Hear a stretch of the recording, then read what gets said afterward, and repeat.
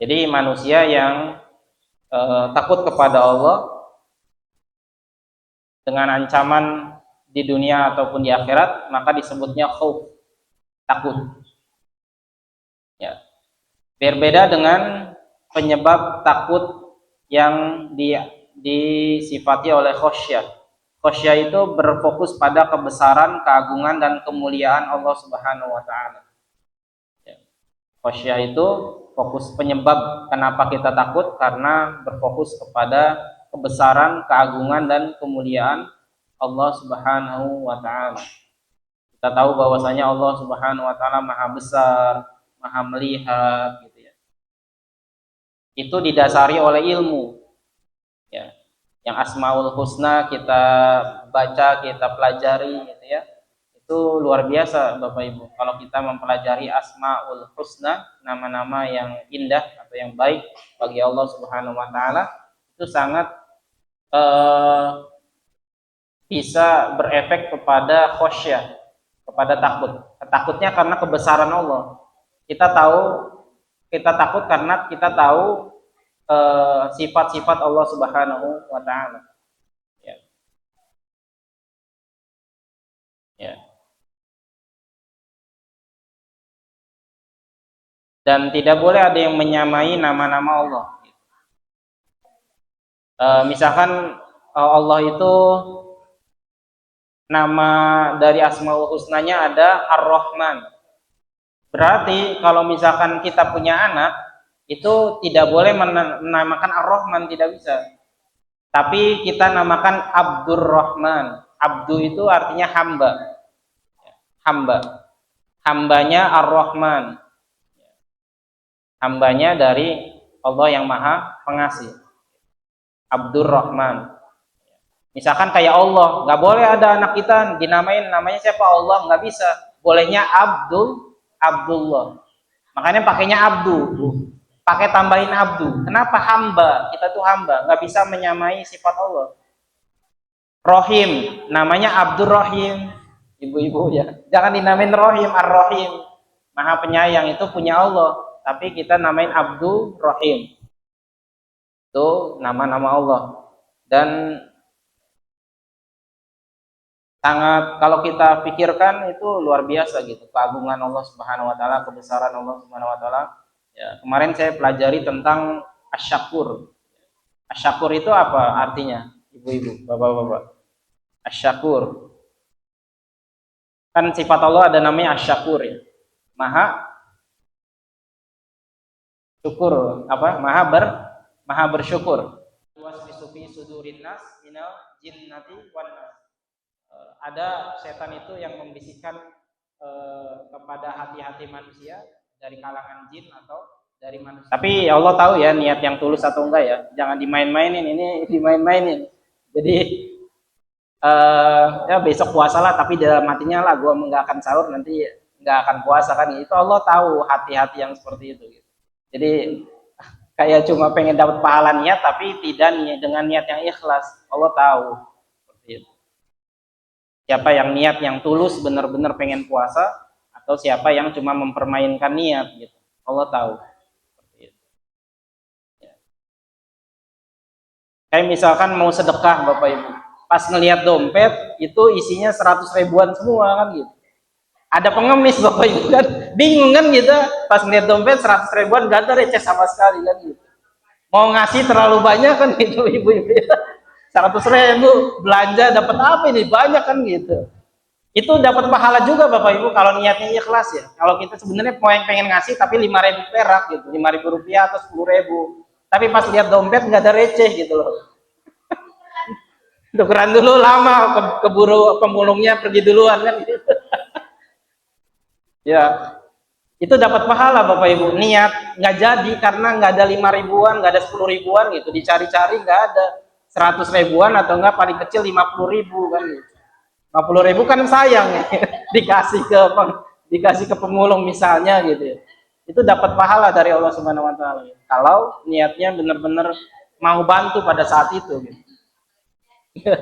Apalagi jadi kan kita ada 5 ribuan langsung kasih gitu. Atau kebiasaan-kebiasaan kita yang sudah mengakar, yang sudah apa namanya? yang sudah habit jadi tradisi atau kebiasaan, itu juga pahalanya terus mengalir. Misalkan gini, misalkan apa namanya, Pak DKM ya, misalkan Pak Haji senantiasa misalkan sholat sunnah rawatib, qobliyah, ba'diyah. Ya, di mukim itu artinya dia di tempat tinggalnya suka bolak-balik masjid tuh. Habis sholat subuh qobliyah dulu, terus sholat subuh, sholat duhur qobliyah dulu, terus sholat duhur ba'diyah. Nah, ternyata ketika safar, ketika dalam perjalanan gitu ya, misalkan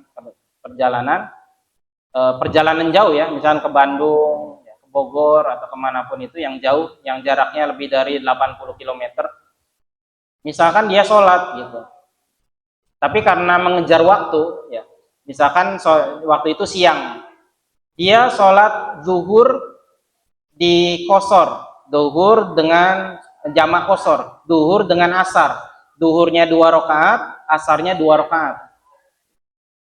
Nah, itu ketika dia Pak Haji ini menjamak qashar 2 rakaat, itu seperti sama halnya dia sholat 4 rakaat ketika dia mukim, dan nggak usah sholat sunnah lagi ya. Pelajaran bapak ibu-ibu, kalau lagi safar itu diringankan.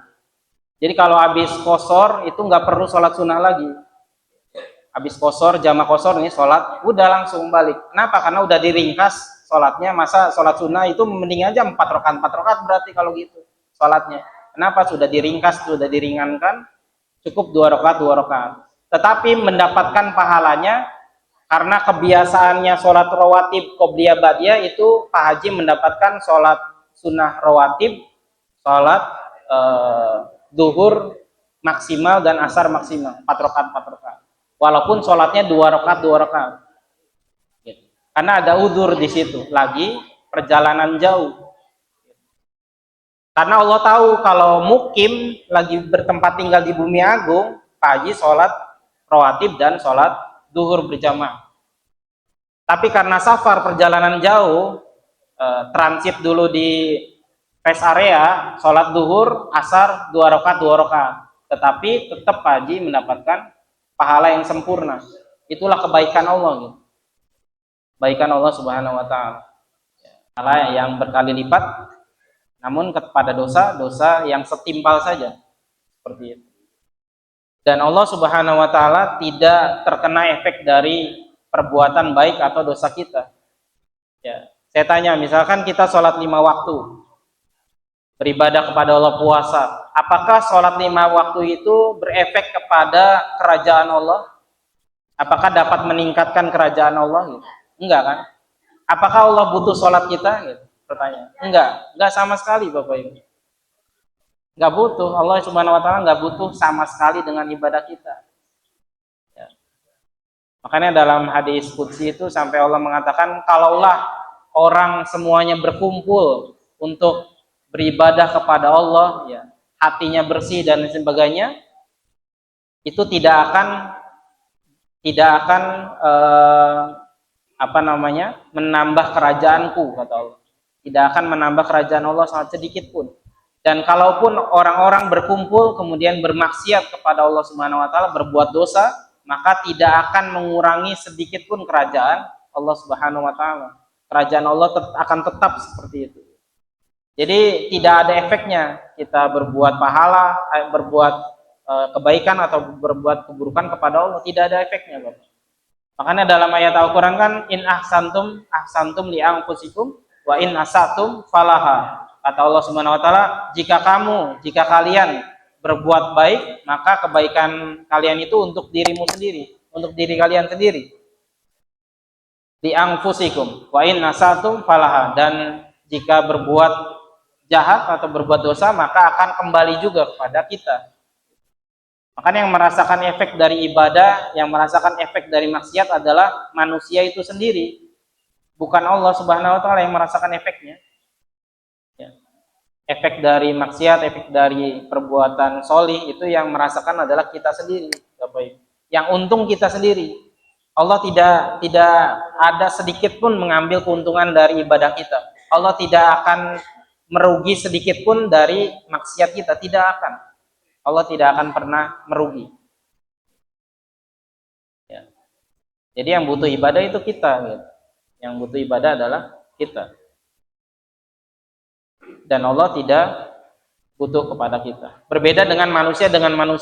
Kalau saling tolong menolong kan berarti ada efeknya. Misalkan Pak Chandra ngasih saya makan misalnya, itu efek ke saya kenyang kan, gitu. Pak Chandra dapat pahala, ada efek kalau manusia ke manusia, tapi manusia ke Allah, ke Robnya, itu tidak ada efek kepada Allah, hanya berefek pada manusia aja. Itulah asyakur. Asyakur itu Allah Subhanahu Wa Taala itu tidak mengambil sedikit pun keuntungan dari kita, tidak akan merugi sedikit pun dari apa yang kita lakukan. Kemudian pemilik sifat khosyah itu khusus dimiliki oleh mereka yang berilmu dan mengenal Allah, yaitu para ulama. Berilmu dan mengenal Allah Subhanahu wa taala. Kemudian yang keempat, ada sifat emosi. Secara khauf ini bersifat reaktif untuk menghindari bahaya atau siksa. Kalau misalkan khosyah bersifat reflektif, melahirkan ketundukan dan kekhusyuan. Contoh khauf adalah seseorang segera menghentikan niatnya untuk melakukan korupsi karena membayangkan siksa neraka dan murka Allah di akhirat. Seorang muslim yang rajin beribadah namun menangis saat berdoa karena takut amalannya tidak diterima atau diampuni oleh Allah. Ini sifat khauf, membayangkan siksa api neraka ketika kita berbuat buruk. Kayak tadi, contohnya adalah kita membaca Al-Quran, kemudian kita mengingat bahwasanya kita itu kecil di hadapan Allah, dan Allah Subhanahu Wa Taala itu sangat besar, sangat agung, sangat besar. Seperti itu. Itu khasyah. Ya, khauf itu kan ada rasa takutnya, kita takutnya takut dosa apa, dan itu kan termasuk khauf. Kalau khasyah itu kayaknya kalau saya rasa itu kan yang tadi Pak Ustadz bilang para ulama yang belum punya rasa itu kan. Kalau kita kayaknya ngambang aja, maksudnya ya kayak jangan, maksudnya kan harus kita baca Al-Quran, dapat pada kita baca aja, nggak ada rasa takut. Iya. Ya, membedakan itu kan saya masih bingung, maksudnya itu yang kosiah itu berarti kita ya kayak kita ini ya termasuk ada rasa kosiah gitu. Ya gitu aja yang saya tanyakan. Baca Al-Quran itu kita tahu artinya atau tidak tahu artinya akan tetap mendapatkan pahala. Itu yang luar biasanya dari Al-Quran. Jadi kita baca Al-Quran nih Bapak Ibu ya, baca Al-Quran misalkan Yasin wal Quranil Hakim, kita nggak tahu artinya, itu tetap mendapatkan pahala membaca Al-Quran. Itu dari segi pahala membaca Al-Quran. Tapi kalau misalkan orang tadabur Al-Quran, melihat terjemah atau tafsirnya, itu ada pahalanya sendiri juga. Jadi selain dia mendapatkan bacaan Al-Quran, pahalanya, itu mendapatkan juga pahala tadabur atau mempelajari tafsir Al-Quran. Kayak sekarang kan di Majelis Ngopi ada tafsir Al-Quran kan oleh Pak Haji Madudin. Ini sangat bermanfaat gitu ya. Jadi kita mentadaburi isi Al-Quran. Kenapa harus belajar Al-Quran, belajar tafsir? Karena Al-Quran itu pedoman hidup Bapak Ibu. Kalau kita bisa lihat, kalau kita bisa usahakan, Al-Quran itu bukan hanya sekedar bacaan bahasa Arab yang kita nggak tahu artinya. Tapi coba jadikan Al-Quran itu benar-benar pedoman hidup kita. Namanya pedoman itu kan kalau kita ngelihat Google Maps itu kan kita tahu, oh ya ini arahnya ke kiri, oh ini arahnya ke kanan gitu. Kita ngerti. Beda dengan orang ini apa ya? Nggak ngerti saya Google Maps ini kayak gimana gitu peruntukannya. Tapi kalau orang yang ngerti, oh ya belok sana, itu kan akhirnya akan menuju finish, menuju tempat tujuan kita. Begini nih, kan kita tuh sholat 4 rakaat. Empat rakaat. Nah, kita ngambilnya pas okat pada ngobrol tuh 4 rakaat sekalian. Nah, yang saya tanyakan kan kalau tasyahud awal nggak ada. Yang saya tanyakan setiap rakaatnya satu itu baca surat atau enggak? Iya. Ya. Terima kasih, Kak. Ya. Sama-sama, Mama Ira. Waalaikumsalam. Untuk sholat sunnah yang kita langsung 4 rakaat itu setelah baca Al-Fatihah tetap membaca surat. Ya. Kalau ibu pernah nggak Mama Ira sholat tarawih yang 4-4-3, 4 rakaat, 4 rakaat, 3 rakaat, itu kan imamnya baca surat semua dengan bacaan zahr ya, dengan dikeraskan. Jadi imam membaca Al-Fatihah surat rakaat pertama, rakaat kedua Al-Fatihah surat, rakaat ketiga Al-Fatihah surat, rakaat keempat Al-Fatihah surat. Sama dengan sholat duhur, kalau kita mau satu salam itu 4 rakaatnya itu membaca surat juga, sunnahnya baca surat. Tapi kalaupun lagi buru-buru, Al-Fatihah aja cukup, nggak masalah. Jadi rakaat 3 dan 4 itu tetap membaca surat. Berbeda dengan sholat duhur, asar, isya 4 rakaat, itu di rakaat ketiga dan rakaat keempat tidak perlu membaca surat. Ya. Kenapa? Karena sholat wajib itu hanya disunahkan 2 rakaat awal. Kayak sholat maghrib juga rakaat ketiga nggak usah pakai surat, Al-Fatihah saja. Kalau sunnah tetap membaca kayak witir langsung 3 rakaat, rakaat ketiga tetap membaca surat. Ya, boleh sesuai dengan asmaul husna pada tambahannya. Ya. Seperti Rahman atau dinamakan anak Abdul Rahman. Ya. Abdul Rahman. Saya ada beberapa kali menemukan orang memberikan nama ke anak, lalu rasa berat karena nama anak tersebut, lalu dia menggantikan nama tersebut. Ya. Nah itu bagaimana? Contoh paling mudah misalkan namanya adalah Fitri. Contohnya sering sakit-sakitnya anak dari lahir sampai tahun gitu kan. Kemudian jadi nama. Nah bagaimana itu Pak Ustaz? Terima kasih. Assalamualaikum warahmatullahi wabarakatuh. Perihal mengganti nama itu memang diperbolehkan ya. Seperti misalkan ada orang yang mu'alaf, namanya dulu Kristen ini ada Yohanesnya, kemudian jadi Islam jadi Abdullah atau apa gitu, itu boleh. Dan itu contohnya mu'alaf ya, misalnya mu'alaf dari nama Cina ke nama Islam, itu boleh, diperbolehkan. Dan ada nama mungkin ya dikatakan berat ya, dalam tanda kutip berat. Wallahu alam ya, dari segi apa beratnya ya. Kalau misalkan sebenarnya makanya nama itu doa ya Bapak Ibu.